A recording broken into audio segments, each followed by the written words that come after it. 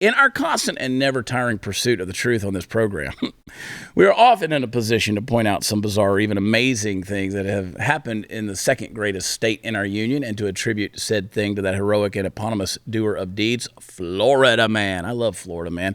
Yet every once in a while, you come across a story in which the perpetrator of a mind-bending feat of extraordinarily illogical proportions is, in fact, Florida woman.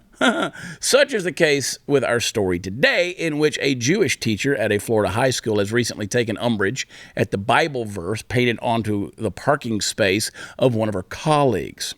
I can do all things through Christ, which strengthens me, says the parking space. Perhaps the most famous quote from the Book of Philippians, hailing from the 4th chapter and the 13th verse, respectively. It's an attack, claims Florida woman, whose real name I'm so very excited to reveal to you is Marina GENTILESCO. GENTILESCO. You can't make that up. Folks, in the long and storied history of my illustrious career on this show, I cannot in good conscience claim that I have never made cute alterations to basic and unimportant aspects of non-critical stories because it would positively affect the comedic flow of the piece. But please believe me when I tell you I didn't do it this time. This woman's name is actually Marina GENTILESCO. And she's Jewish. Anyway, don't give me any of that crap about how it's pronounced Gentilesco either. I get it. First off, this is Florida, and advanced pronunciation isn't always one of their strong suits. Secondly, pronouncing it like it's a Spanish word doesn't change the meaning of the word one tiny bit. Fortunately for our individual rights, the school board took this matter into their hands and has delivered a verdict. The painted words can stay, despite what the resident Gentile lady has to say. This in no way is a teacher trying to teach religion to his or her students, and I can pretty well guarantee you that it's in no way meant to attack this apparently uncircumcised Philistine either. Now listen, folks, this lady says she's had relatives in the concentration camps in Germany, and I have no reason to believe she's not telling the truth. Hell, if I was a Jew about to walk the proverbial plank to Auschwitz, you damn well better believe I'd be changing my name to Gentilesco or something similar to that real damn quick too.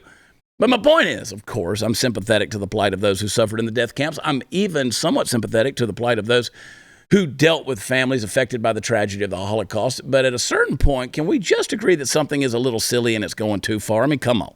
What about the Bible verse? What about that Bible verse is in any way attacking this woman for being Jewish? Nothing is the answer you're looking for. As with all rallying cries, we holler anti-Semitism too many times when there's nothing there, and no one will ever believe us when the real anti-Semites come around.